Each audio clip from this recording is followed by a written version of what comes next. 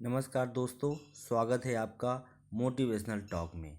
आज हम भारत की उस वीरांगना के बारे में बात करने जा रहे हैं जिसकी शक्ति का लोहा अंग्रेज भी मानते थे।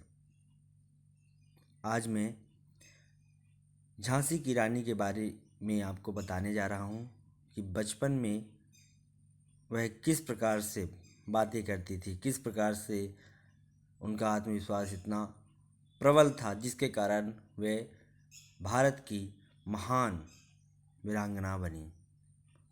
आज मैं उनके और उनके पिता के बीच में वार्तालाप की कहानी आपको सुनाने जा रहा हूँ। तो चलिए स्टार्ट करते हैं। नाना ओ नाना, हम भी हाथी पर चढ़ेंगे, 5-6 वर्ष की कन्या ने चिल्ला कर कहा। नहीं नहीं छबीली, नहीं, हम तुम्हें हाथी पर नहीं चढ़ाएंगे। हाथी पर तो राजा लोग ही बैठते हैं। ऐसा कहकर बालक ने महावत को आज्ञा दी। हाथी आगे बढ़ाओ। घंटियां बजाता हुआ हाथी आगे बढ़ गया। कन्या अपने पिता की धोती पकड़कर मचल उठी। पिताजी, मैं भी हाथी पर चढ़ूंगी। पिता ने बच्ची को पुचकारा और बहुत समझाया, और बालहट तो निराली होती है। तंग आकर पिता ने झिड़क कर कहा, हाथी पर चढ़ने का तेरा भाग्य कहाँ। तो सुनिए झांसी की रानी क्या कहती हैं। वाह वाह वाह, आप क्या कह रहे हैं।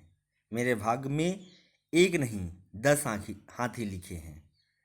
यहाँ पे देखिए कि झांसी की रानी का आत्मविश्वास कितना प्रबल है। उनके पिता मोरोपंत थे। हंसकर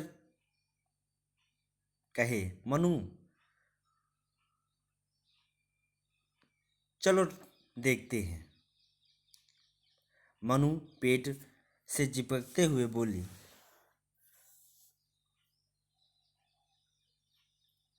पिताजी, आज तो मैं हाथी में चढ़ूंगी ही। पिताजी बोलते हैं कि प्रभु करे तेरा ऐसा बड़ा भाग्य हो कि तू हाथी पर चढ़े। बच्चों, इस कन्या का नाम था मनुबाई। इसकी माता भागीरथी थी। वह धर्मात्मा महिला थी। वह मनु को छोटी आयु में ही छोड़कर चल बसी थी। इसीलिए बच्ची का लालन पालन उनके पिता मोरोपंत ने ही किया था। सभी उसे प्यार से छबीली कहते थे। यह बालिका थी भी बहुत सुंदर। मनुबाई अन्य लड़कियों की तरह गुड़ियों से नहीं खेलती थी। उसे बचपन में ही हथियार चलाना अच्छा लगता था। घोड़ी की सवारी में वह पुरुषों को भी मात देती थी।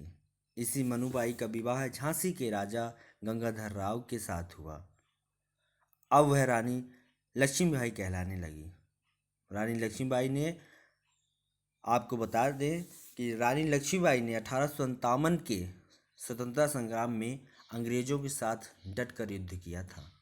इतिहास में उनका नाम वीरांगना लक्ष्मीबाई के रूप में सदा अमर रहेगा।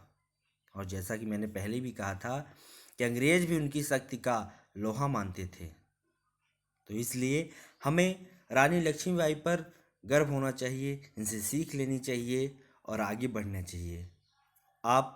मैं पेरेंट्स से कहना चाहता हूँ कि आप अपने बच्चों को इस तरह की कहानियाँ सुनाएं ताकि वह जान सकें कि हमारे महापुरुष, हमारी माताएं बहनें कितने आगे उस ज़माने में कितनी एडवांस थी, कितनी जागरूक थी, कितनी ताकतवर थी। धन्यवाद। नमस्कार।